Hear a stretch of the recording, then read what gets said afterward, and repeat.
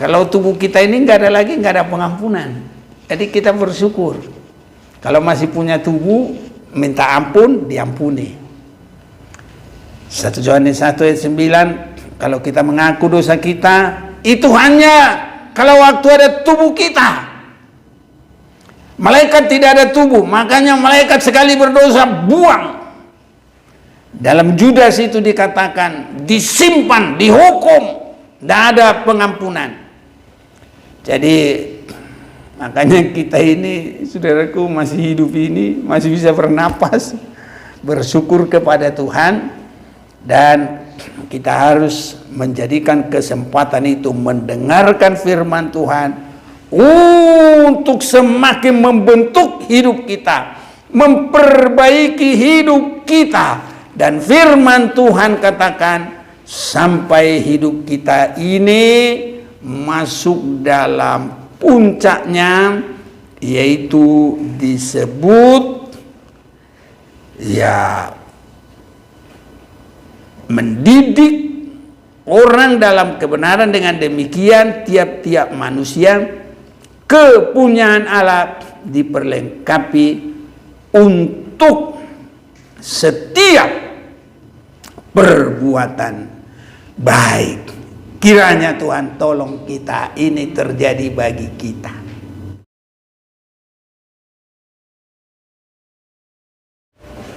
Salam, saya sampaikan salam dalam kasih Tuhan kita Yesus Kristus.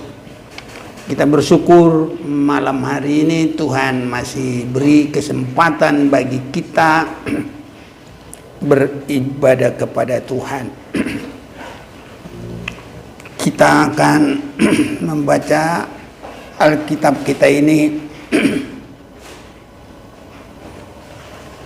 salah satu surat dari 66 buku dari Perjanjian Lama 39 dan Perjanjian Baru 27. Kita mau baca di dalam 2 Timotius pasal 3 mulai 16. Segala tulisan yang diilhamkan Allah memang bermanfaat untuk mengajar, untuk menyatakan kesalahan, untuk memperbaiki kelakuan, dan untuk mendidik orang dalam kebenaran. Dengan demikian tiap-tiap manusia kepunyaan Allah diperlengkapi untuk setiap perbuatan baik. Berbahagia yang membaca, mendengar, dan melakukan firman. Kita mau baca juga bersama. 1, 2, 3.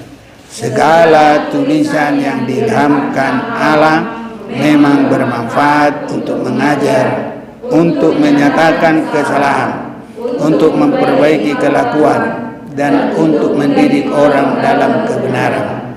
Dengan demikian tiap-tiap manusia kepunyaan Allah diperlengkapi untuk setiap perbuatan baik. Saudara-saudaraku yang kekasih, untuk saat ini selama kita di bumi ini, firman ini masih kita dapat menerimanya, manfaat, mengajar, menyatakan kesalahan, memperbaiki kelakuan, mendidik dalam kebenaran, sampai setiap manusia kepunyaan Allah diperlengkapi untuk setiap perbuatan baik. Ini selama manusia di bumi. Tetapi nanti kalau sudah dia tidak di bumi lagi, maka setiap firman Tuhan itu akan menetapkan seseorang itu dihukum atau masuk hidup yang kekal. Karena nantinya dia bukan memperbaiki lagi, tapi adalah untuk menghakimi. Ini saudara-saudaraku, nanti kalau manusia sudah tidak lagi di bumi ini, maka firman Tuhan itu akan diukurkan kepadanya dengan satu kata, akan dihakimi. Nah, mana yang sesuai dengan firman beroleh berkat, tapi yang tidak sesuai langsung menghalau dia kepada penghukuman. Dalam Yohanes pasal 12 mulai ayat 47, dan jika seorang mendengar perkataanku tapi tidak melakukannya, aku tidak menjadi hakimnya. Ini yang berkata ini adalah Yesus. Dia sebenarnya disebut dia adalah hakim yang adil. Tapi penghakimannya adalah menegakkan firman. Firman itu menjadi hukum. Ini saudara-saudaraku. Jadi sangat baik kalau sekarang kita sangat memperhatikan dengan seteliti-telitinya. Inilah saudaraku, itu sebabnya di dalam pengajaran yang baik, umat Tuhan itu harus ada kelihatan keseriusan terhadap firman. Karena sedikit kita berpikir ke tempat yang lain, putuslah rantai daripada firman itu. Sedikit kita harus umpamanya meninggalkan kursi kita, putuslah. Itu sebabnya di dalam pendengaran penyampaian firman Tuhan kita harus bergumul, mendengar tetap seperti Maria. Dalam Lukas pasal yang ke-10 itu dia duduk serius memperhatikan firman Tuhan. Dia tidak ada kesibukan yang lain, hanya duduk terus di kaki Tuhan mendengarkan firman Tuhan. Saya mau bacakan itu. Lukas pasal 10 mulai 38. Ketika Yesus dan murid-muridnya dalam perjalanan, tibalah ia di sebuah kampung. Seorang perempuan yang bernama Maria menerima dia di rumahnya. Perempuan itu mempunyai seorang saudara yang bernama Maria. Tadi ketika Yesus dan murid-muridnya dalam perjalanan, tibalah ia di sebuah kampung. Seorang perempuan yang bernama Marta. Nah ya, Marta menerima dia di rumahnya. Perempuan itu mempunyai seorang saudara yang bernama Maria. Maria ini duduk dekat kaki Tuhan dan terus mendengarkan perkataannya. Itu sebabnya kalau masih bisa, jangan duduk jauh-jauh. Duduknya juga sudah menentukan. Nah, makanya saya senang kalau mereka duduk dekat-dekat pembicara. Nah, itu termasuk sudah menentukan. Karena kalau jauh-jauh orang gampang gerak sini, gerak situ. Jangan-jangan nanti bukan dengerin firman, liatin handphone.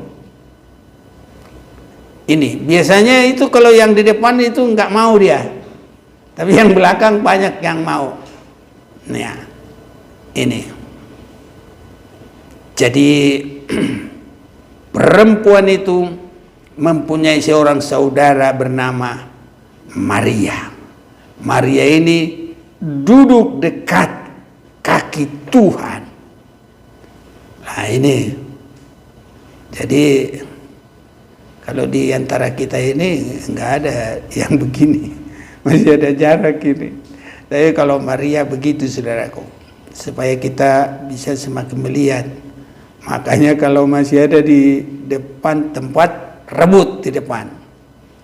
Itu termasuk, saudaraku, berkat.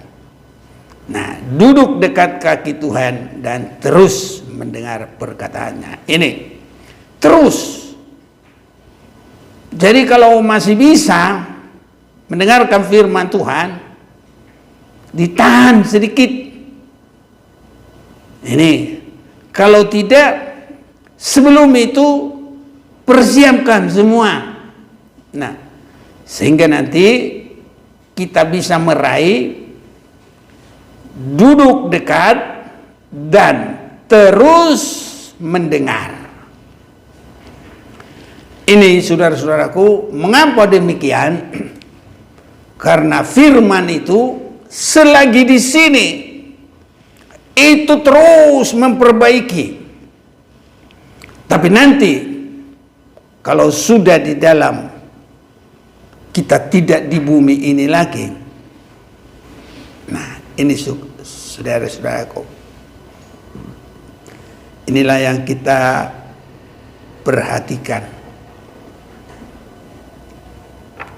Jadi jika kita mendengarkan firman Tuhan, nanti kita kalau sudah diperbaiki tidak lagi dihukum.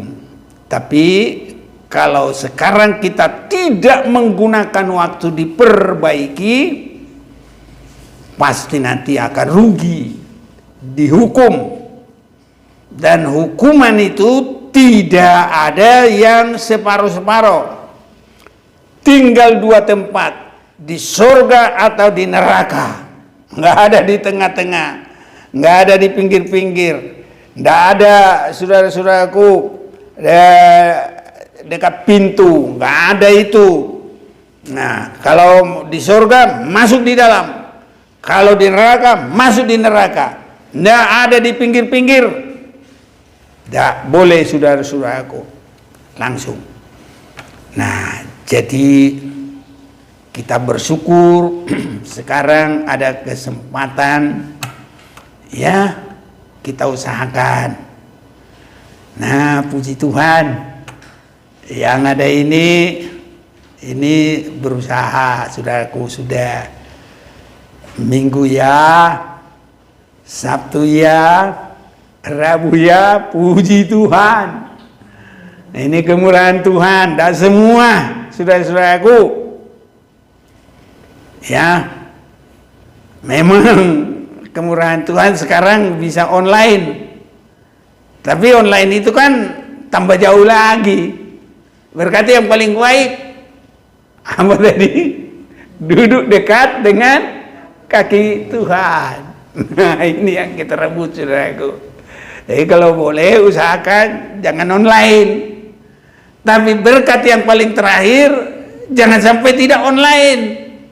Harus ikuti, saudara-saudaraku, supaya kita jangan sampai terhukum.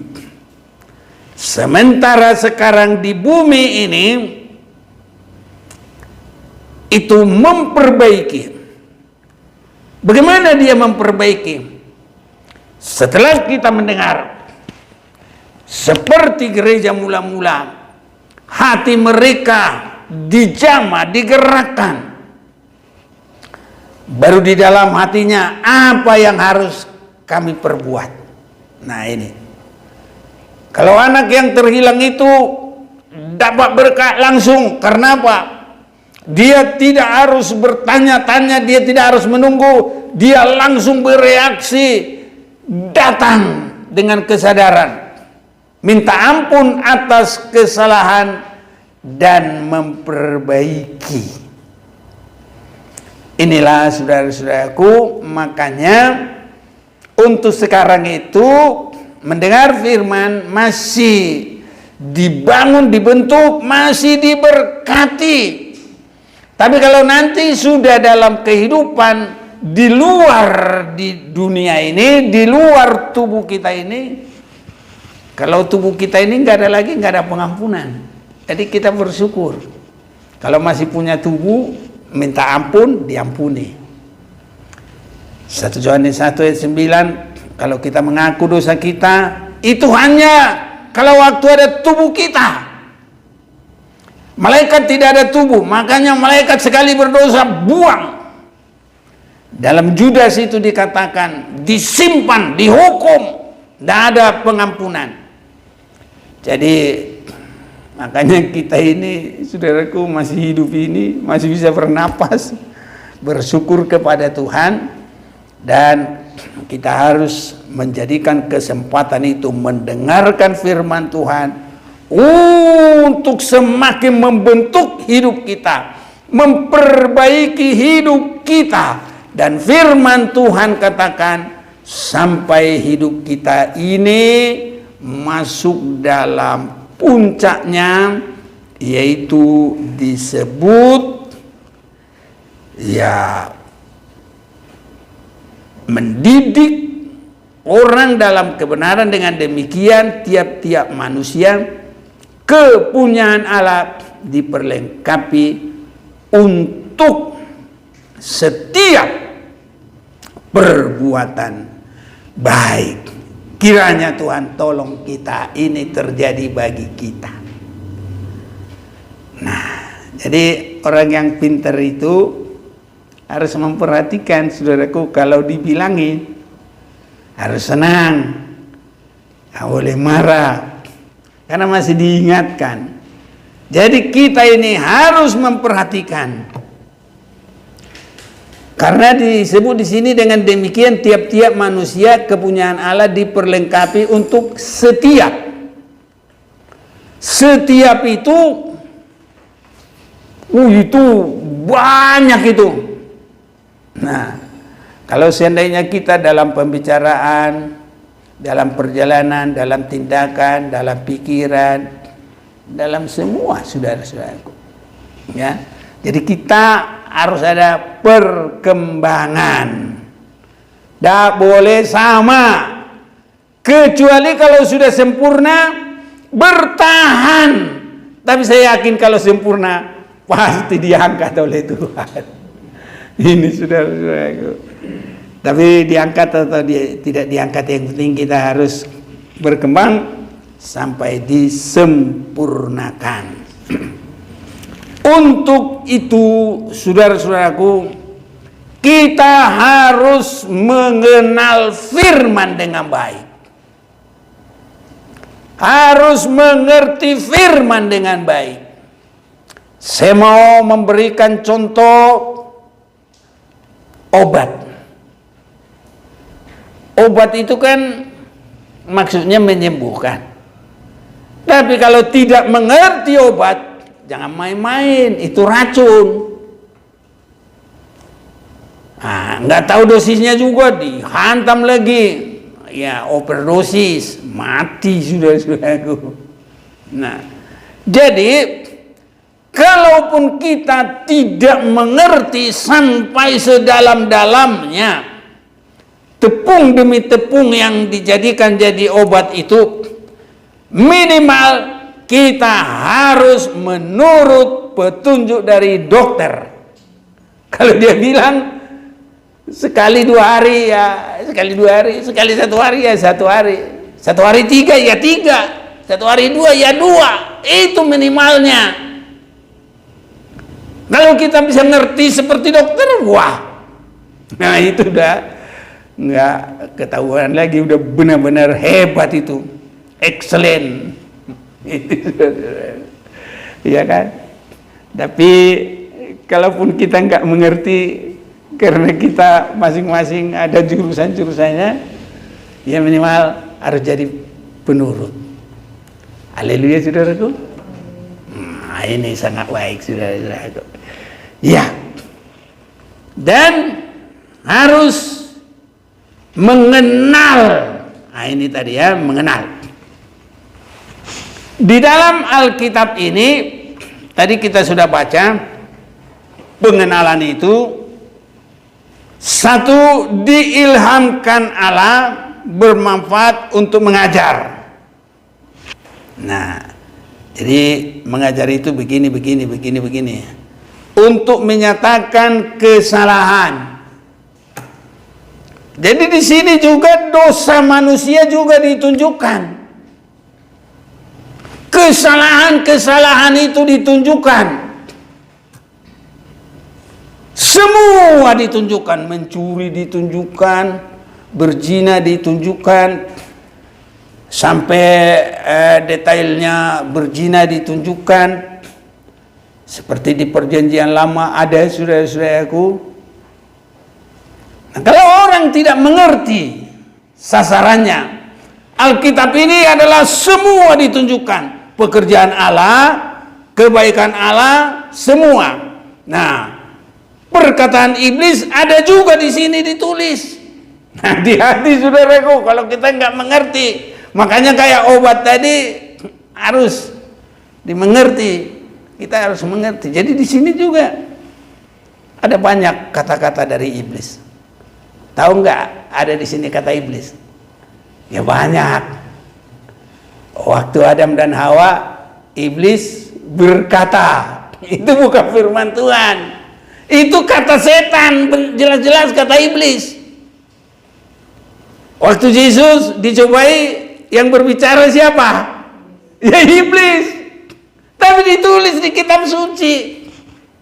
Nah, ini harus tahu saudaraku. Makanya yang paling bagus itu mau tergembala. Ya, kalau dibilangin nurun. Itu paling gampang. Ini saudara-saudaraku. Jadi banyak orang mau menyalahkan. Alkitab ini yang nggak lengkap kalau nggak menulis semua. Kebaikan manusia ditulis, sampai kemana manusia ditulis, tapi kejahatan manusia semua ditulis. Ini saudara-saudara yang kekasih, tertulis. Ya, jadi ini semua diilhamkan Allah, tapi Allah mengilhamkan, semua ada di situ. Firman Allah ada, kata-kata iblis ada, kata-kata orang jahat ada, kata-kata pembohong ada, kata-kata penyesat ada, semuanya ada. Ini. Makanya saudaraku, kepada Alkitab jangan tersesat. Satu yang pertama, untuk membaca kitab suci, biar tidak salah, harus berdoa, hati ini ada suci. Paling sedikit harus mengarah mau disucikan. Amin saudaraku. Karena kalau tidak, nanti terjadi satu hal yang sangat mengerikan. Titus 1, kita mau baca ini mulai ayat yang ke-15. Bagi orang suci semuanya suci, tapi bagi orang najis dan bagi orang tidak beriman suatu pun tidak ada yang suci, karena baik akal maupun suara hati mereka najis. Mereka mengaku mengenal Allah, tapi dengan perbuatan mereka menyangkal Dia.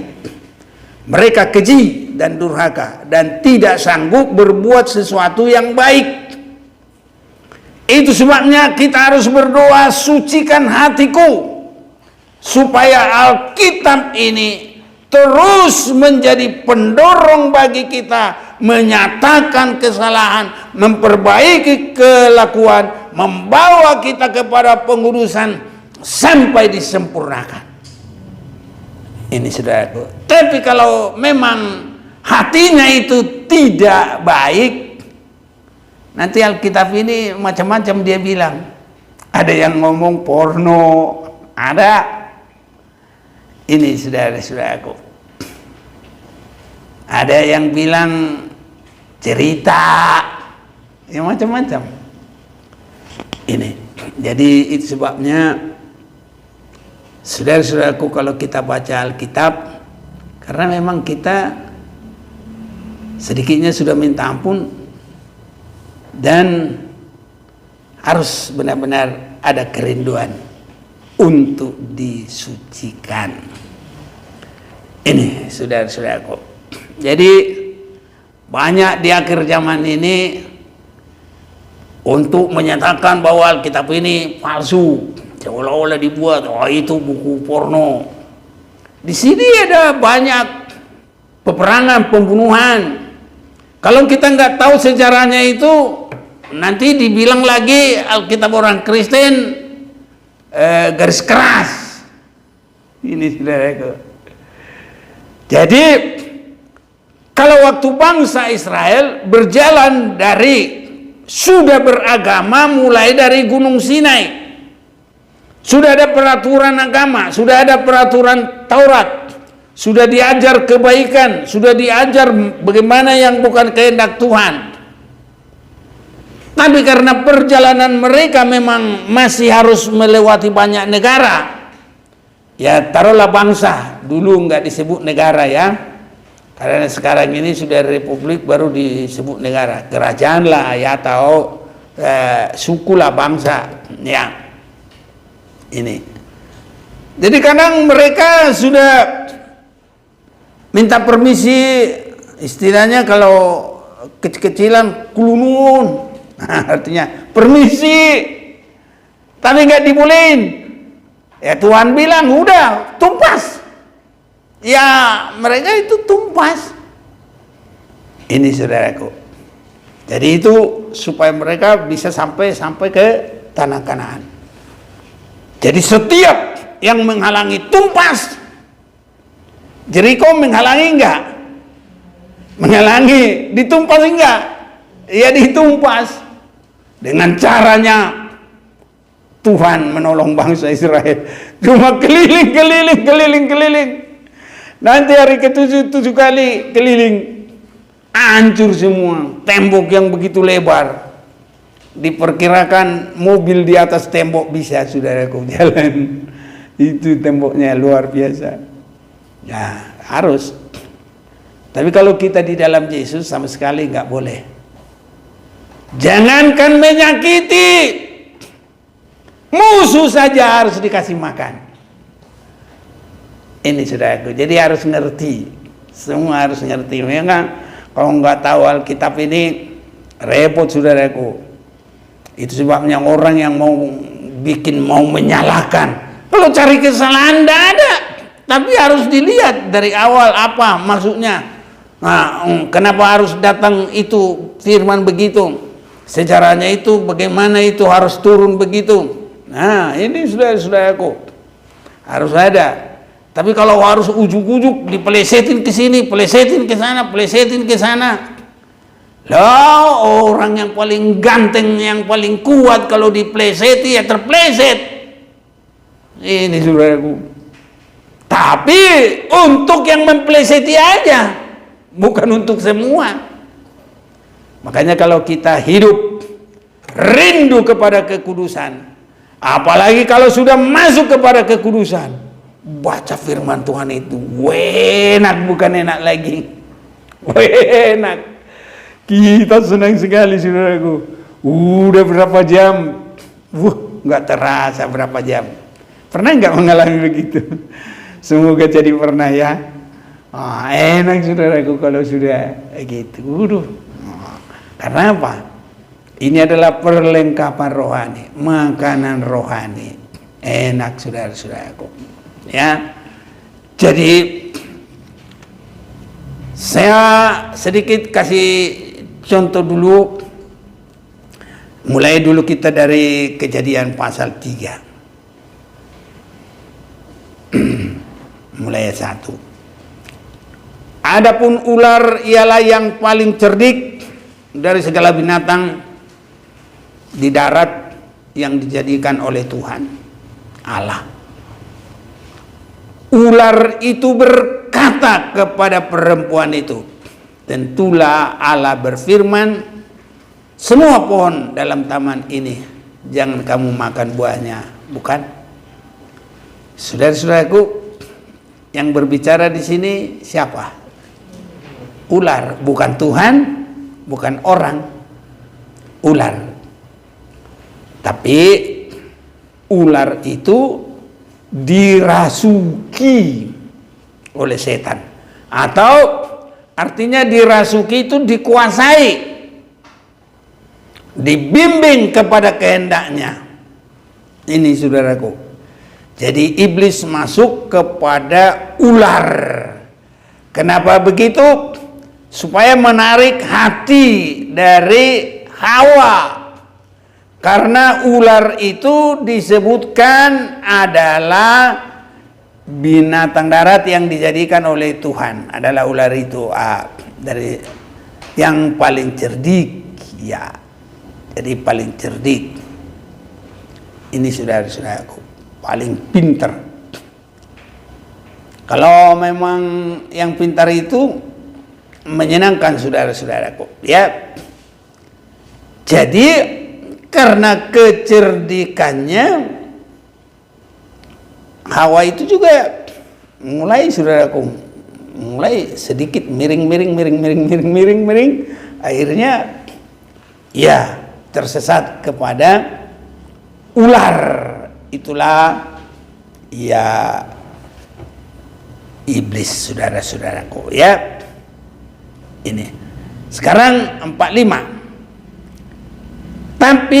Tetapi ular itu berkata kepada perempuan itu, sekali-kali kamu tidak akan mati. Tapi Allah mengetahui bahwa pada waktu kamu memakannya, matamu akan terbuka dan kamu akan menjadi seperti Allah, tahu tentang yang baik dan yang jahat. Jadi kalau kata-kata ular kepada manusia, atau manusia yang sudah mulai dirasuk oleh iblis, itu kata-katanya itu mempelesetkan, ya. Jadi jangan suka mempelesetkan kata-kata, saudaraku. Itu kata-kata dari iblis itu. Nah, jadi ular itu berkata kepada perempuan itu, tentulah Allah berfirman, semua pohon-pohon dalam taman ini jangan kamu makan buahnya, bukan? Nah, begitu dia dipelesetin, saudaraku. Akhirnya karena kecerdikannya ular itu, ya perempuan itu jawab juga. Kenapa dijawab? Dia juga sok pintar, saudara-saudaraku. Nah, ini manusia kalau sok pintar gampang juga terpeleset. Ini saudaraku. Makanya kalau nggak benar-benar pada tempatnya, tidak usah terlalu banyak ngobrol juga, saudaraku. Nanti kita memberi juga dan sedikitnya terbuka peluangnya setan. Ini saudaraku, itulah permulaan. Tetapi ular itu berkata kepada perempuan itu, sekali-kali kamu tidak akan mati. Nah, mulai lagi pembohongan. Dipeleseti, dibohongin, dan jauh-jauh benar-benar dibengkokkan. Tapi Allah mengetahui bahwa pada waktu kamu memakannya, matamu akan terbuka. Seolah-olah Allah itu Allah yang nggak mau terbuka memberikan berkat, kira-kira begitulah. Jadi mulailah ditanamkan kebencian kepada Allah. Dan kamu akan menjadi seperti Allah, tahu tentang yang baik dan yang jahat. Ini saudara-saudaraku. Jadi kita harus mengerti sejarahnya dan harus tahu siapa yang berbicara. Harus begitu, saudara-saudaraku. Jadi kalau orang-orang non Kristen mengambil seperti ini, ada banyak lagi nanti kalau kita mau perhatikan. Jadi diplesetkan, dibelokkan. Nah, dia nggak lihat dari mana awalnya, kemana tujuannya, sasarannya kemana. Nah, ini terlalu banyak diplesetkan, sehingga mereka berkata, wah, Alkitabnya orang Kristen palsu. Nah, kalau ini dianggap palsu, yang asli mana? Ya dia nggak bisa tunjukin. Ya namanya bahasa Batak jepek kopak ni gabus.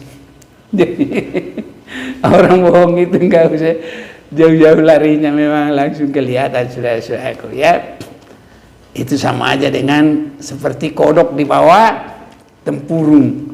Nah, suaranya wong wong wong, tapi tempatnya cuma satu bokor aja juga segitu deh. Nah, inilah saudara-saudaraku. Jadi waktu berbicara kepada Yesus juga, iblis juga berbicara. Jadi di Alkitab ini harus benar-benar hati-hati. Ada suara Tuhan murni, ada juga suara setan, ada juga suara manusia. Ini saudara-saudaraku ya. Harus kita tahu itu semua, sehingga kita harus mengerti seluruh Alkitab ini adalah untuk memperbaiki kelakuan. Tapi harus mengerti apa berbicara, di mana berbicara, kenapa berbicara. Semua harus kita lihat, saudara-saudaraku.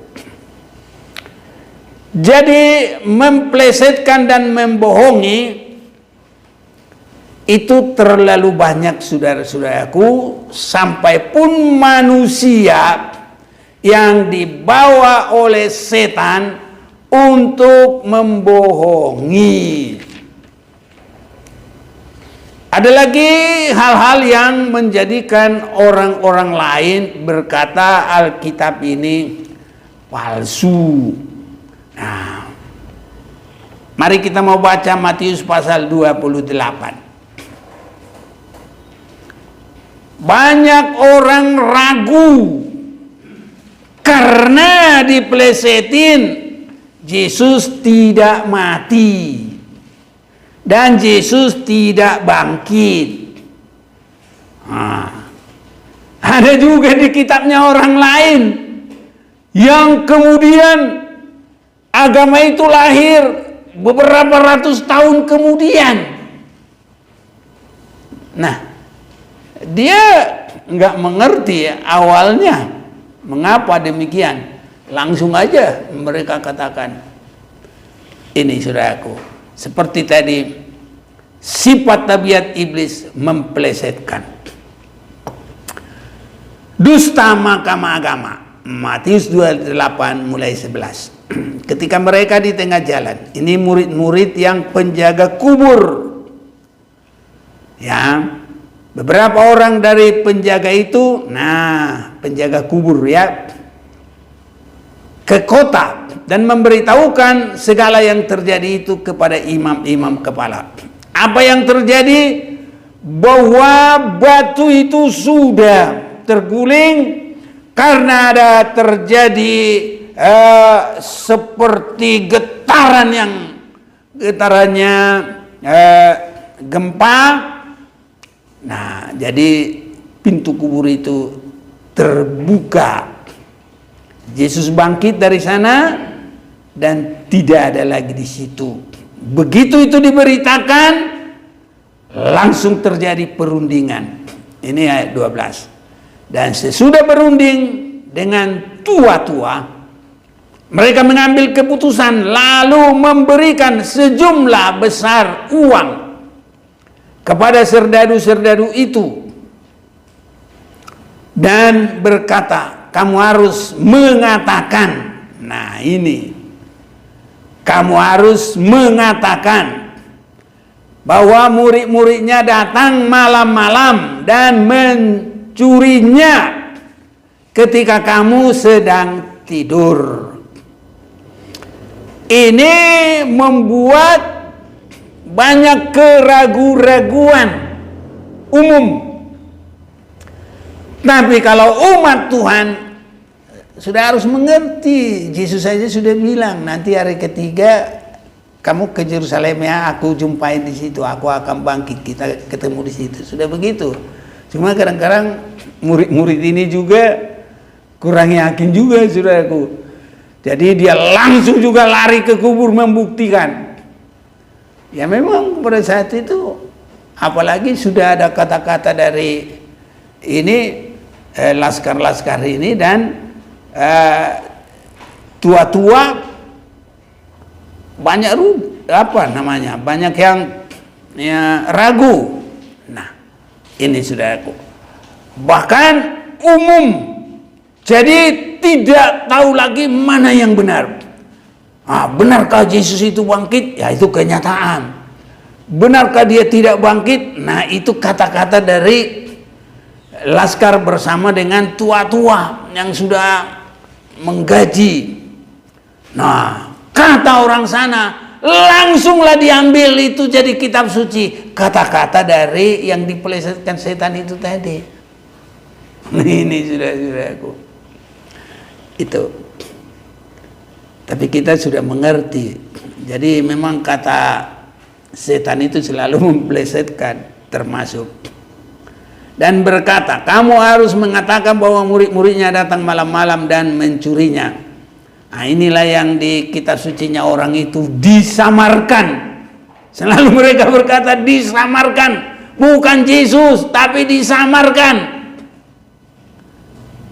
Ini. Padahal Yesus sudah berkata, bahkan perjanjian lama sudah menubuatkan banyak. Mulai kelahirannya sampai kematiannya, ada semuanya.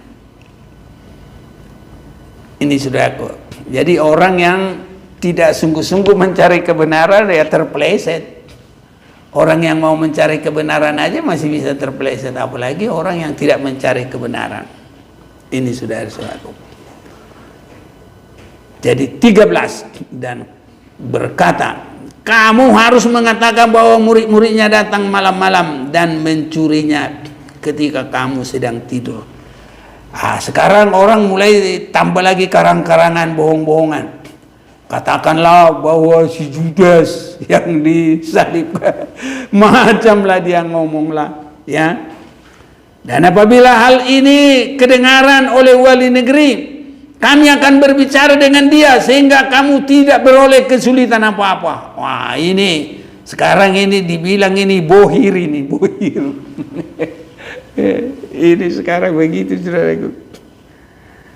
Dan apabila hal ini kedengaran oleh wali negeri, kami akan berbicara dengan dia sehingga kamu tidak beroleh kesulitan apa-apa. Mereka menerima uang itu dan berbuat seperti yang dipesankan kepada mereka. Dan cerita ini tersiar di antara orang Yahudi sampai sekarang ini. Ini benar saudaraku, yang ingin mempelesetkan. Hal yang ketiga, supaya benar-benar firman ini menjadi berkah bagi kita, saudara-saudaraku, firman ini jangan ditambah dan jangan dikurangi, harus pas.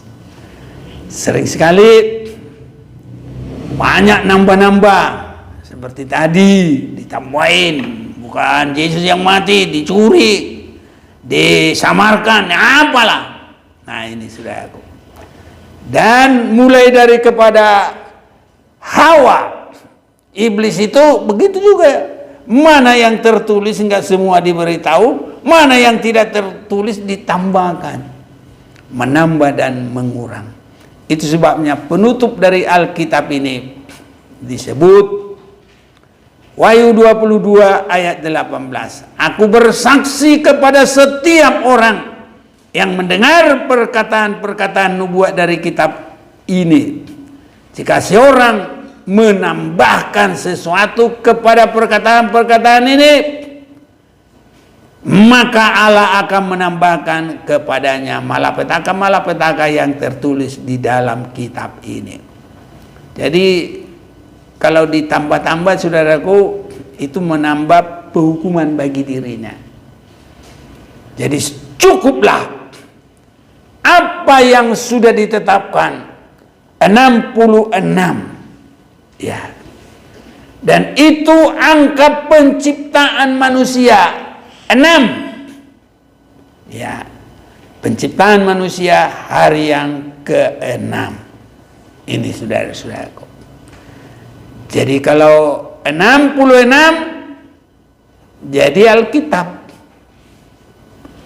Kalau 666 itu kedagingan yang luar biasa. Itu jadi antikristus. Nah ini. Makanya angka antikristus 66. Angka 6 penciptaan tubuh manusia, dicipta hari yang ke-6. Jadi diberikan firman 66 memperbaiki manusia. Kalau masih tetap keinginan daging tidak berubah, masuk 666, masuk kepada antikris. Makanya kita harus pakai kesempatan, harus benar-benar diubah. Haleluya. Ini kesempatan bagi kita, saudaraku.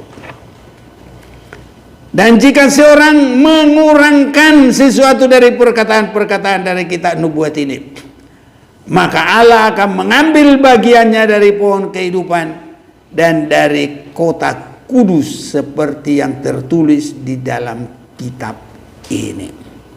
Ini saudaraku. Jadi sesuai dengan yang tertulis, kita akan terima, dan itulah memperbaiki.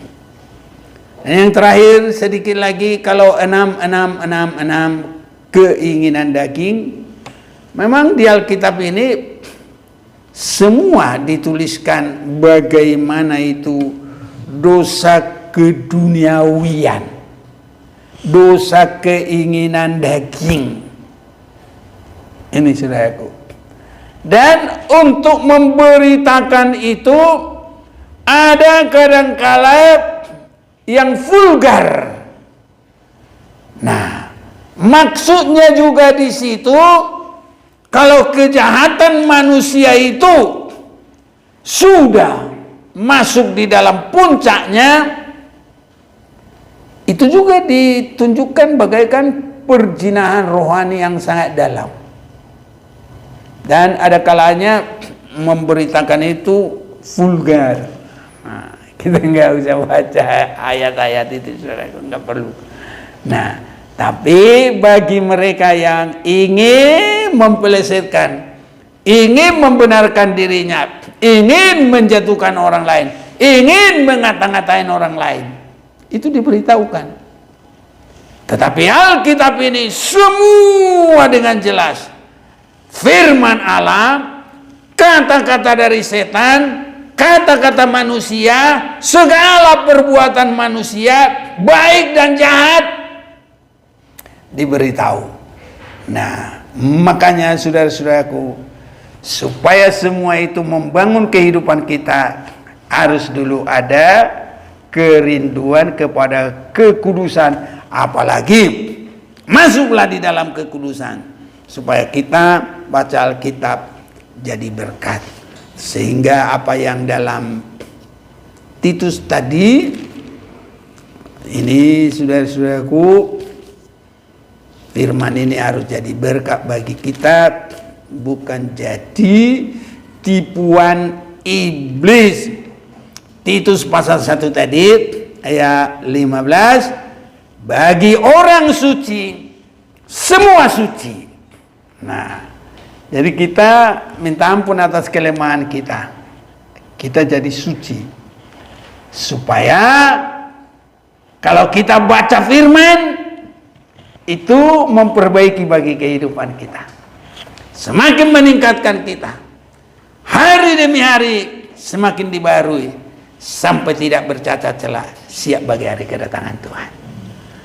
Bagi orang suci semua suci, tapi bagi orang najis dan bagi orang tidak beriman suatu pun tidak ada yang suci, karena baik akal maupun suara hati mereka najis. Mereka mengaku mengenal Allah. Nah, biasanya saudaraku, orang yang mengejek-ejek itu enggak ada perbuatan baiknya itu. Tapi dengan perbuatan mereka menyangkal kebenaran. Itu menyangkal dia. Mereka keji dan durhaka. Tidak sanggup berbuat sesuatu yang baik.